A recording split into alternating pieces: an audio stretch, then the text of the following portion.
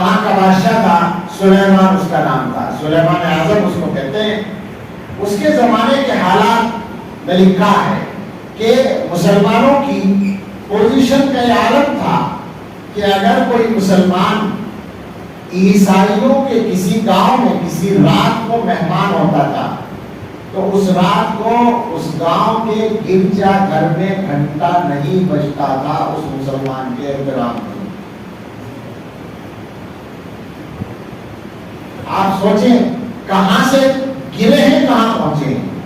آج صورتحال یہ ہے اگر سارے مسلمان بھی جمع ہو جائیں کسی گاؤں میں تو گھنٹے اور زور سے بجے کے بجائے رکنے کے۔ یہ ہماری پوزیشن میں فرق آیا ہے۔ تو سوچنے کی بات اصل یہ ہے کہ حضرت محمد رسول اللہ صلی اللہ علیہ وسلم کی ساری شخصیت ہمارے سامنے ہے اور ہمارے پاس ہے، ان کی محبت ہمارے دلوں میں ہے، مگر ہم ذلت اور پستی میں مبتلا ہیں۔ اس کا مطلب یہ ہے کہ کچھ اور بھی چاہیے۔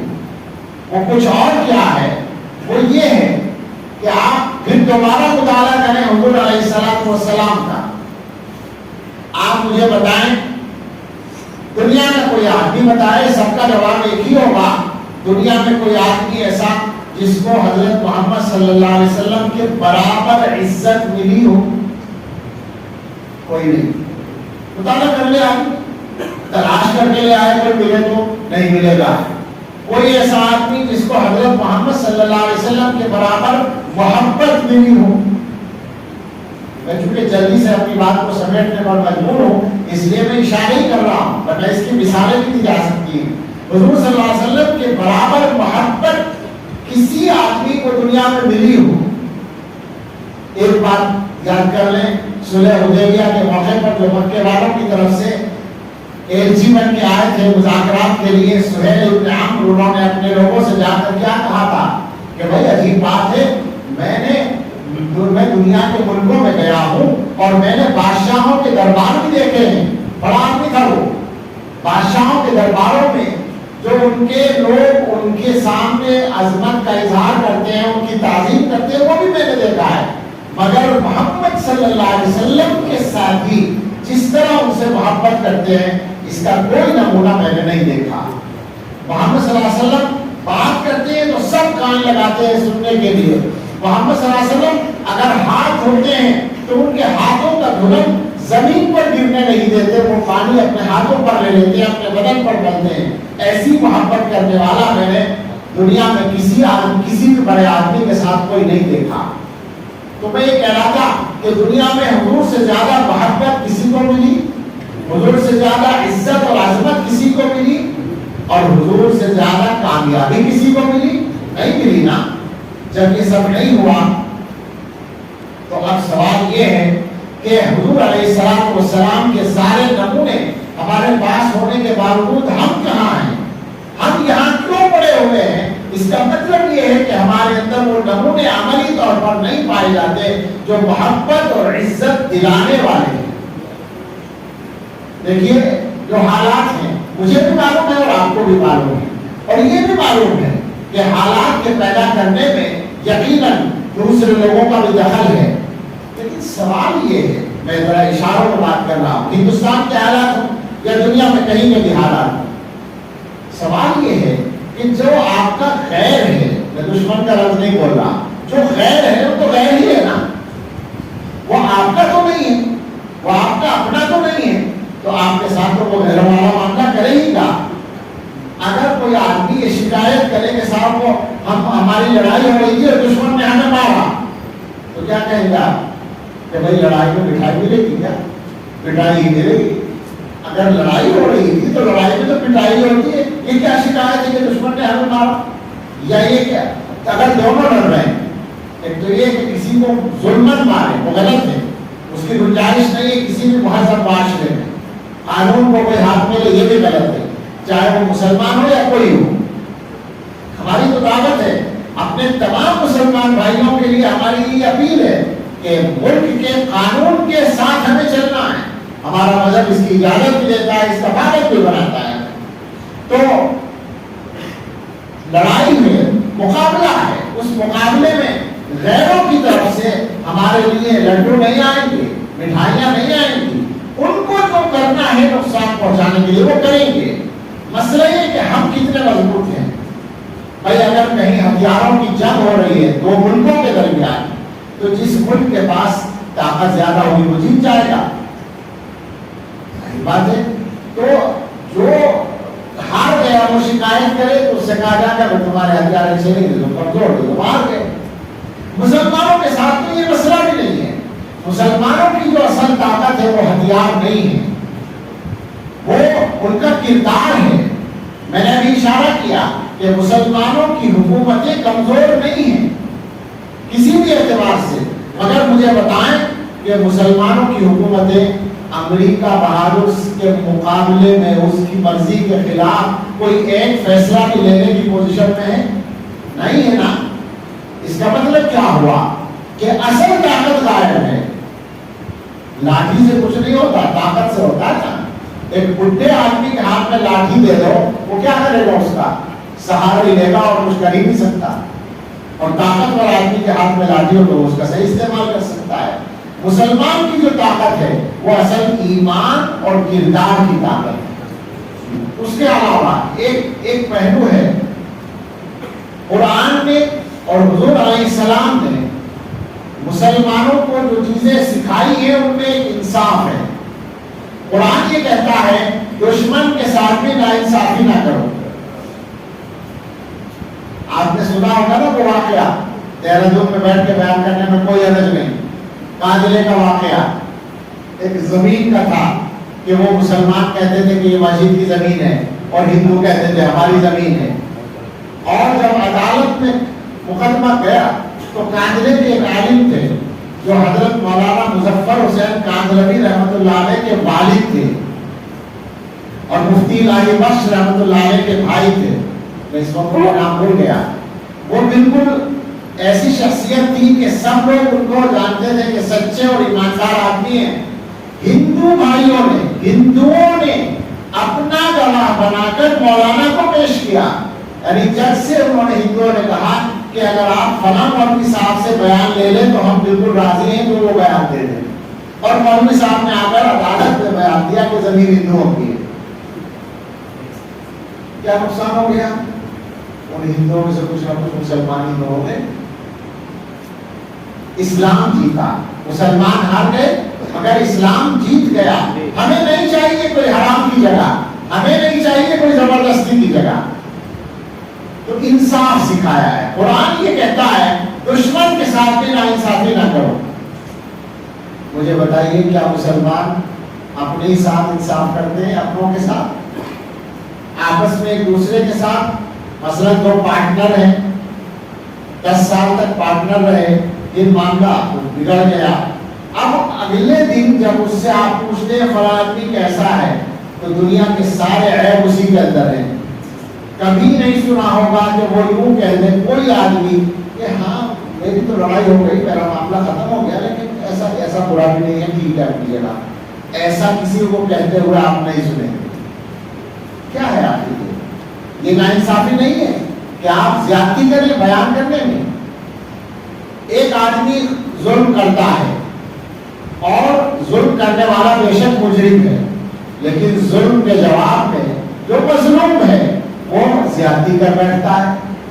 خدا نخواستہ یہ واقعات ہوتے ہیں نا لڑکیوں کے گھروں میں زیادتی ہوتی ہے، اب وہ لڑکی والے کو کیس کرتے ہیں، وہ کیا کرتے ہیں سارے گھر کے نام لکھوا دیتے ہیں۔ لڑکی کے ساتھ زیادتی کرنا بہت خطرناک جرم ہے، لیکن اس کے جواب میں لڑکی والوں کی طرف سے جو ہوتا ہے کیا وہ انصاف ہوتا ہے؟ اور روزانہ ختم کرنا ہے، اور روزانہ کے واقعات میں آپ دیکھیں، میں آج کل پوچھتا ہوں، بہت دنوں سے بیانات میں یہ بات چل رہی ہے، آپ سے بھی پوچھتا ہوں، ہمارے گھر میں بہو ہے اور بیٹا ہے، اور دوسرے گھر ہماری بیٹی گئی ہے، وہاں بیٹی ہے اور داماد ہے۔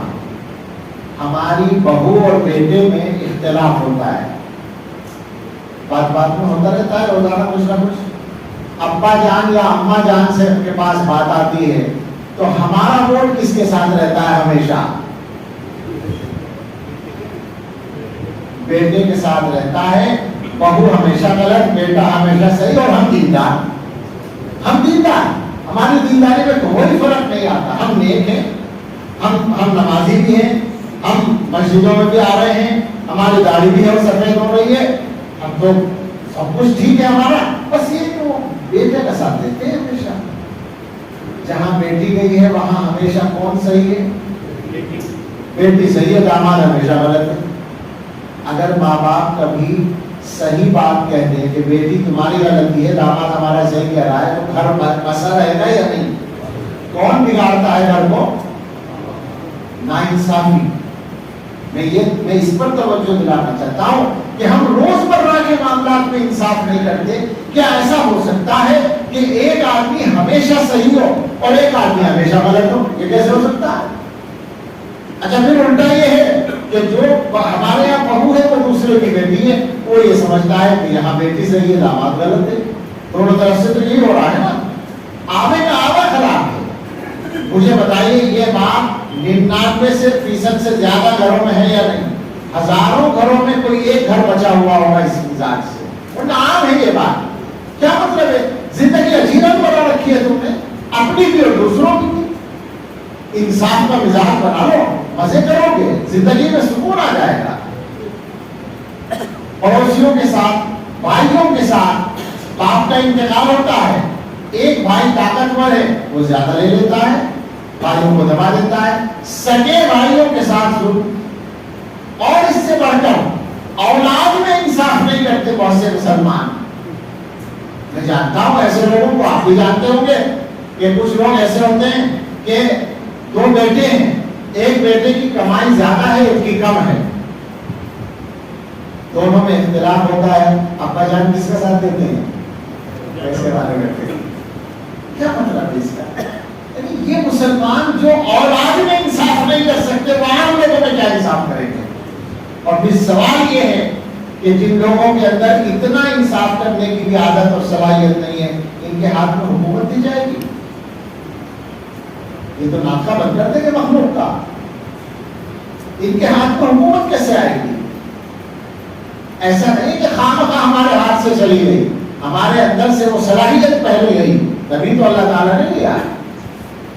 حضور علیہ الصلوۃ والسلام کی زندگی کو دیکھیں تو پتہ چلے گا کہ ہر معاملے میں ایسا انصاف کہ حیرت ہوتی ہے، اور عورتوں کے معاملات میں تو آپ کی نرمی اور آپ کا جو انداز ہے سبحان اللہ، قربان ہو جائیں، پڑھتے پڑھتے آدمی کے آنسو نکل آئیں حضور علیہ السلام کے کردار کو پڑھ کر۔ ہم لوگوں کا حال عام طور پر کیا ہے؟ غصہ ایک خاص صفت ہے ہم لوگوں کی، مسلمانوں کی، ہمارا غصہ۔ اور جب غصہ جو ہے اس کا احترام بڑا ضروری ہے۔ جب ہمیں غصہ آئے تو کوئی بات نہ کرے، کوئی بول لے نہ پائے، ہمارے غصے کے سامنے بس کسی کو ٹکنے کی گنجائش نہیں ہے ان کے پاس۔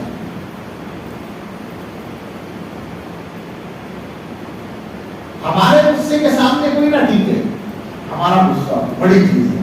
حالانکہ غصے کی حالت میں سب سے زیادہ آدمی اپنا نقصان کرتا ہے، اور سب سے زیادہ غصہ کس پر کرتے ہیں؟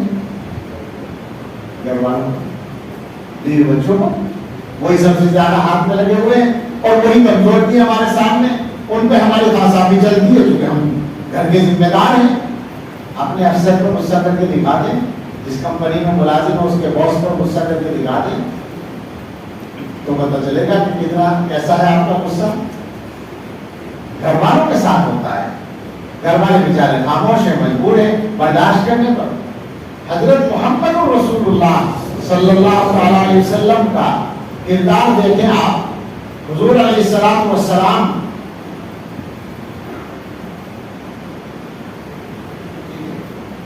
حضور علیہ السلام والسلام کس طرح کا برتاؤ اپنے گھروں میں کرتے تھے۔ ایک حدیث میں واقعہ لکھا ہے کہ حضرت عائشہ رضی اللہ تعالیٰ عنہ کے یہاں حضور تھے، ان کی باری تھی۔ اچھا آپ کو پتا ہے کہ ایک وقت میں 9 ازواج مطہرات تھی، تو گویا 9ویں دن نمبر آتا تھا ایک کا۔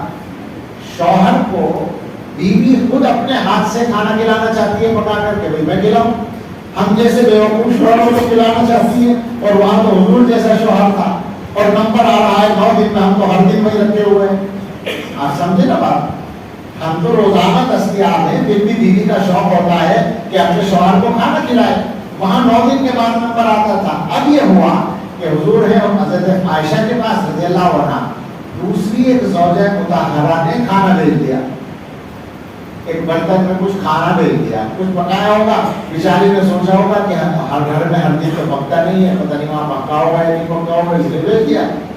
حضرت عائشہ رضی اللہ عنہا کو غصہ آ گیا، مطلب یہ کہ میرے گھر میں آج مجھے موقع تھا کچھ کھلانے کا، انہوں نے بھیج دیا. تو وہ غصے میں اٹھی اور وہ جو برتن تھا اس پہ ہاتھ لگا ان کا اور وہ برتن گر گیا، ٹوٹ بھی گیا. مٹی کا برتن ہوگا، ٹوٹ بھی گیا اور کھانا بھی گر گیا. اب ہم سب سوچ کر بتائیں ایمانداری سے، جتنے بھی شوہران کرام یہاں تشریف رکھتے ہیں، کہ ہماری بیوی اگر ایسی حرکت کرے تو ہمارا کیا ہوگا؟ ہم تو شاید دینداری کا تقاضا سمجھیں گے غصہ کرنے میں. ہم یہ سمجھیں گے کہ شاید یہ تو اس نے بڑا غلط کام کیا، اس بیچاری نے کھانا بھیجا، اس نے ناقدری کی اور ناشکری سے کام لیا اور کھانے کو بھی ضائع کر دیا، کھانے کی بھی بے حرمتی کی، لہٰذا اس کو ڈانٹا جائے، اس کو مارا جائے. یہی ہوگا نا؟ ہم جیسے 2 پیسے کے شوہروں کا تو یہ عالم ہے، اور وہاں کائنات کے سردار کا یہ عالم ہے کہ حضور کھڑے ہوئے مسکراتے ہوئے اور ایک جملہ زبان سے نکالا اس بچے کی وجہ سے، کبھی وہ بچہ بدگمان ہو جائے. حضرت عائشہ سے کبھی انہوں نے کھانا گرا دیا، یہ کہتے ہوئے اٹھے حضور، غارت امکم، تمہاری ماں کو غیرت آ گئی اس لیے ایسا ہو گیا. غیرت آ گئی، ان کو یہ احساس ہو گیا کہ میری باری میں کھانا کیوں بھیجا، اس غیرت میں ایسا ہو گیا. اور اس کے بعد اٹھے اور کھانے کو بھی صاف کیا اور برتن کے ٹکڑوں کو بھی اٹھایا اور اس بچے کو روک کر رکھا اور اس گھر سے اسی جیسا دوسرا برتن اس کے ہاتھ میں دیا کہ یہ لے جاؤ.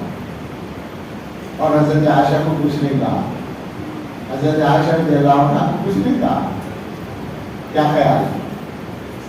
معلوم تھا کہ انہوں نے کچھ کسی غلط نیت سے نہیں کیا، جذبہ جو ہے اندر کا وہ اچھا ہے، غلطی ہو گئی ہے تو ان کو ان کی طرف سے بلکہ بچہ بدگمان نہ ہو ایک جملہ بولا کہ غیرت آ گئی، غیرت میں ایسا کر دیا. آپ سوچیں ذرا یہ کردار کیسا ہے، کیسے گزرے گی ہماری زندگی اور کیسے معاملات ہمارے چلیں گے. حضور علیہ السلام کیا پڑوس والوں کا خیال، رشتہ داروں کا خیال، آنے جانے والوں کا خیال. یعنی آپ سیرت کو ذرا پڑھا کریں، خالی سیرت کے جلسے سال بھر میں سننے سے کچھ نہیں ہوتا. میں بار بار یہ بات کہتا ہوں کہ جو پڑھے لکھے لوگ ہیں وہ سیرت کی کتابیں پڑھا کریں.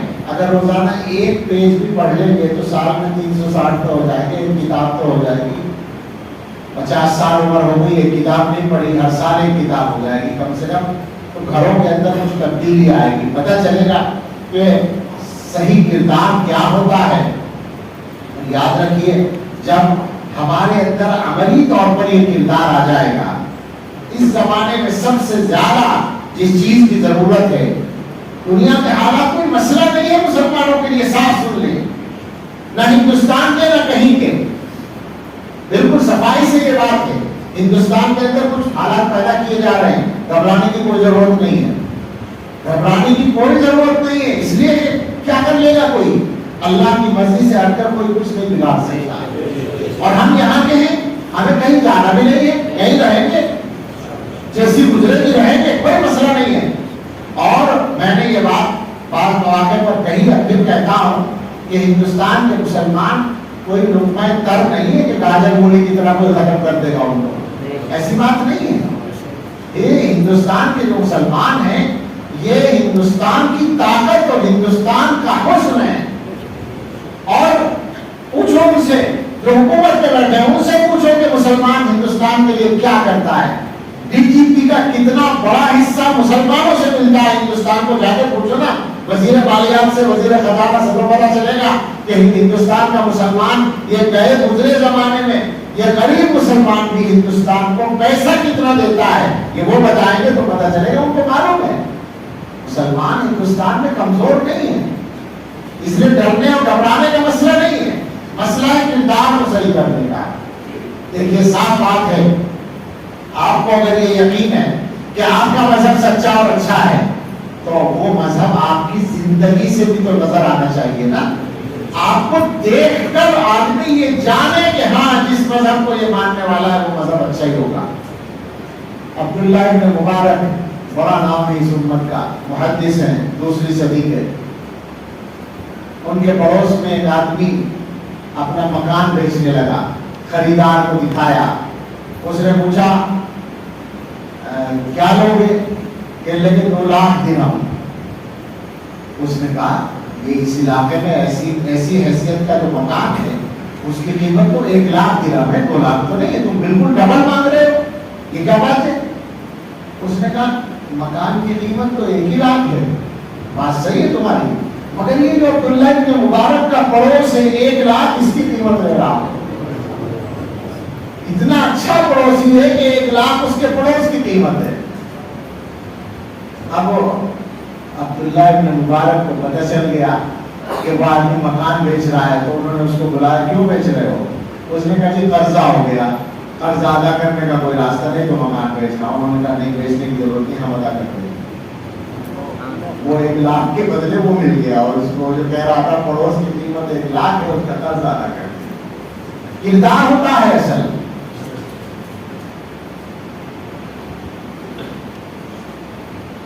شیخ الاسلام حضرت مولانا حسین احمد مدنی رحمۃ اللہ علیہ، یہ ہندوستان کا قصہ ہے اور اسی تحریک آزادی کے زمانے کا، ہندوستان کے جیل میں ہے وہ۔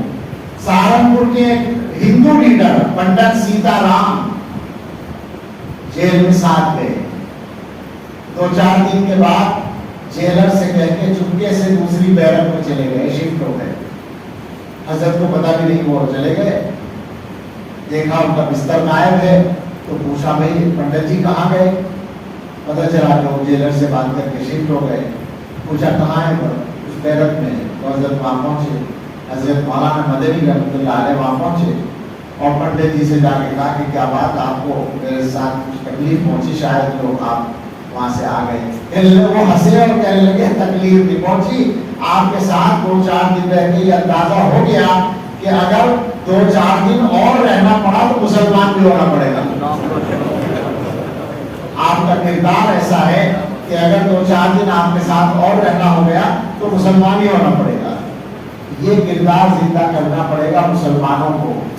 چاہیے ہندوستان میں رہیے، ہندوؤں کے درمیان رہیے، رہتے ہی ہیں، اپنا کردار ایسا بنائیے کہ وہ یہ کہیں کہ جس مذہب کو یہ مانتے ہیں اگر یہی کردار اس مذہب کا ہے تو وہ مذہب سچا ہی ہو سکتا ہے۔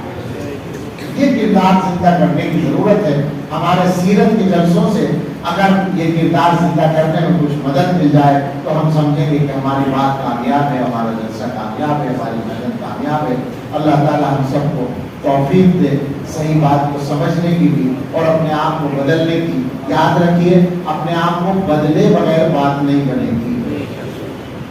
باتیں سننے سے بھی کچھ نہیں ہوتا، باتیں کرنے سے بھی کچھ نہیں ہوتا۔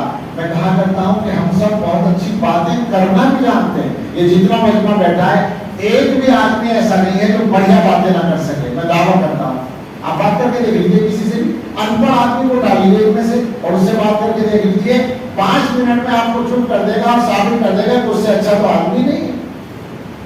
باتیں کرنے میں ہم سب ماہر ہیں، مگر یہ بات یاد رکھیں یہ باتیں انسانوں کو دھوکہ دے سکتی ہیں، اللہ کو نہیں دھوکہ دے سکتی، حالات پر اثر انداز نہیں ہو سکتی، جھوٹے کردار سے آپ کو ترقی نہیں مل سکتی، بدلنا پڑے گا اپنا۔